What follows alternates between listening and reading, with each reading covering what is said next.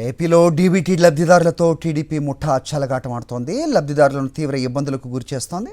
High court ఉత్తర్వులు అమలు చేయనీయకుండా ఈసీపై ఒత్తిడి తెస్తోంది. దీంతో డీబీటీ పథకాలను నిలుపుదల చేస్తూ హైకోర్టు తీర్పునిచ్చింది. నిన్న అర్ధరాత్రి హైకోర్టు తీర్పు ఉత్తర్వులు అందుబాటులోకి వచ్చాయి. హైకోర్టు తీర్పు కాపీతో క్లారిఫికేషన్ కోసం ఈసీని ప్రభుత్వ అధికారులు సంప్రదించారు. అయితే ఇప్పటి వరకు ఈసీ ఎలాంటి క్లారిఫికేషన్ ఇవ్వలేదు. ఎన్నికల కమిషన్ క్లారిఫికేషన్ ఇస్తే తప్ప ముందుకు వెళ్లలేమంటున్నారు అధికారులు. ఈసీ క్లారిఫికేషన్ ఆలస్యమైతే హైకోర్టు ఇచ్చిన గడువు ముగిసిపోతుందని లబ్ధిదారులు ఆవేదన వ్యక్తం చేస్తున్నారు. మరోవైపు హైకోర్టు ఉత్తర్వులను అడ్డుకునేందుకు కోర్టులో టీడీపీ ప్రయత్నాలు చేస్తోంది. నవతరం పార్టీ తరపున పరోక్షంగా కోర్టులో టీడీపీ అప్పీల్ చేసింది. తమకు ఫిర్యాదులు రావడంతోనే పథకాలను నిలిపేశామని ఈసీ అంటంతో టీడీపీ భాగవతం బయటపడింది. ఇదే అంశంపై మరిన్ని అప్డేట్స్ మా కరెస్పాండెంట్ సతీష్ ఇస్తారు. సతీష్, మొత్తానికి వీళ్ళ బండారం బయటపడినట్టుగా చూస్తున్నాం. ఏ రకంగా చూడాలి? లబ్ధిదారులను ఇబ్బందులకు గురి చేయటమే ప్రధాన లక్ష్యమా? ఏం చెప్తారు? అది ఖచ్చితంగా లబ్ధిదారులకి మేలు జరగకూడదు, ముఖ్యంగా రైతులు, మహిళలు, విద్యార్థులకు మేలు జరగకూడదన్న ఒక లక్ష్యంగా తెలుగుదేశం పార్టీ చేస్తున్నటువంటి కుట్రలు ఒక్కొక్కటిగా బయటకు వస్తూ ఉన్నాయి. ఇప్పటికే ఈసీ పైన ఒత్తిడి తీసుకొచ్చి ఏవైతే డీబీటీ పథకాలు ఉన్నాయో వాటికి సంబంధించి చెల్లించాల్సినటువంటి డబ్బులు చెల్లించుకున్న అడ్డుకునేటువంటి ప్రయత్నం చేసింది. వాస్తవానికి నిన్న హైకోర్టు చాలా స్పష్టంగా ఆదేశాలు ఇచ్చింది. నిన్న అర్ధరాత్రి హైకోర్టు ఉత్తర్వులు కూడా వెల్లడించింది.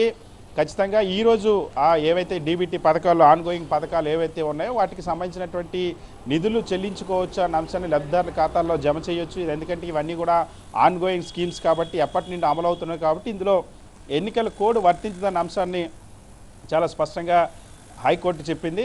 అయితే ఒక్కరోజు గడువు ఇచ్చింది. మళ్ళీ రేపు ఎల్లుండి అవతల 11 నుండి 13వ తేదీ వరకు మాత్రం పంపిణీ చేయొద్దు, ఈరోజు మాత్రమే పంపిణీ చేయాలని ఆదేశించింది. సో ఈ నేపథ్యంలో ఈ గడువు ఎలాగైనా సరే ముగిసిపోయేలాగా చేయాలని ఈసీ పైన ఒత్తిడి తీసుకొచ్చి తెలుగుదేశం పార్టీ తాత్సారం చేస్తుంది. ఎందుకంటే హైకోర్టు ఇచ్చినటువంటి ఆదేశాలతో ఈసీ అధికారులు ఈసీని సంప్రదించారు. మీరు హైకోర్టు ఇచ్చినటువంటి ఆదేశాలకు అనుగుణంగా మేము ముందుకు వెళ్తానికి పర్మిషన్ కావాలని చెప్పి అడిగారు. అయితే ఈసీ ఇప్పటి వరకు కూడా అనుమతి ఇవ్వకుండా తాత్సారం చేస్తుంది. ఈసీ అనుమతి ఇస్తే కానీ ఆర్థిక శాఖ అధికారులు కానీ లేదా ఇతర శాఖలకు సంబంధించిన అధికారులు కానీ ఈ నిధుల చెల్లింపుకు సంబంధించినటువంటి ప్రక్రియను ముందుకు తీసుకెళ్లేని పరిస్థితి ఉంది. సో ఈ నేపథ్యంలోనే ఎందుకు ఆలస్యం చేస్తారని తమకు ఫిర్యాదులు వచ్చాయంటూ తెలుగుదేశం పార్టీ నుండి ఫిర్యాదులు వచ్చిన అంశాన్ని కూడా ఈసీ అధికారులు ధృవీకరించారు. దీంతో తెలుగుదేశం పార్టీ ఎలాగైనా సరే లబ్ధిదారులకి డబ్బులు చెల్లించకూడదు, డబ్బులు పంపిణీ జరగకూడదన్న ఒక కక్షపూరితంగా వ్యవహరిస్తుందన్న అంశం అయితే ఇందులో స్పష్టమవుతుంది. మరొక వైపు ఈసీ హైకోర్టు ఇచ్చినటువంటి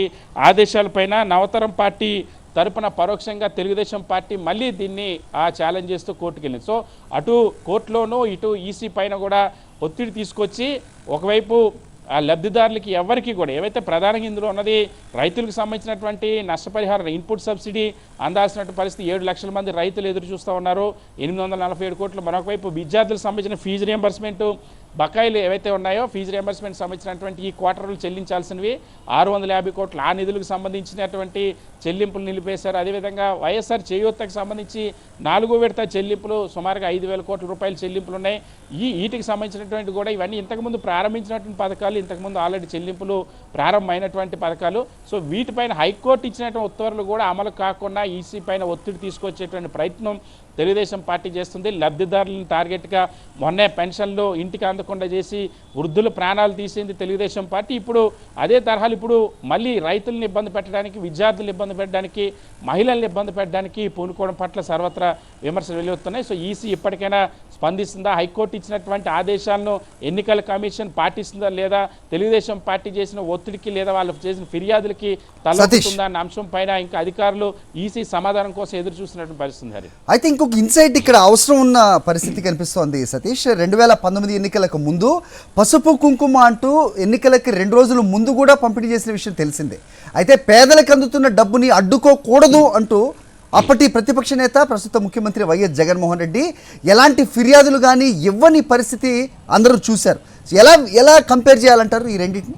స్పష్టంగా ఇందులో 2 వైఖరులు. ఒకటి ఈసీ వైఖరి కూడా మనం చూడొచ్చు. 2019లో ఈ డబ్బులు పంపిణీకి అనుమతి ఇచ్చింది. రెండోది తెలంగాణ రాష్ట్రంలో కూడా అనుమతి ఇచ్చింది. కానీ ఏపీ వచ్చేసరికి వీటిని నిరాకరించడం అనేది ఈసీ ఆ నిర్ణయం కూడా విమర్శల పాలు. మరొక వైపు తెలుగుదేశం పార్టీ ఆ రోజు అధికారంలో ఉండేటప్పుడు తెలుగుదేశం పార్టీ ఈ డబ్బులు చెల్లింపులకు సంబంధించినటువంటి 3 నెలల పాటు ఎన్నికల తేదీకి ముందు రోజు చెల్లించేలాగా ప్రణాళిక అమలు చేసింది. ఆ రోజు వైఎస్ జగన్మోహన్ రెడ్డి ఎక్కడ కూడా అభ్యంతరం చెప్పలేదు. కానీ ఇప్పుడు పెన్షన్ల పంపిణీని ఇంటింటికి వెళ్లకుండా అడ్డుకుంది, సంక్షేమ పథకాలకు సంబంధించిన నిధులు చేరకుండా అడ్డుకుంటుంది, ఏది కూడా రెగ్యులర్గా రైతులకు సంబంధించిన ఇన్పుట్ సబ్సిడీ కూడా అందకుండా అడ్డుకోవడం పట్ల తెలుగుదేశం పార్టీ వైఖరి ఏంటి, పేదలను ఏ విధంగా ఇబ్బందులు పెడతారనే అంశాన్ని అయితే ఈ చర్యలన్నీ కూడా స్పష్టం చేస్తున్నాయి. All right Satish.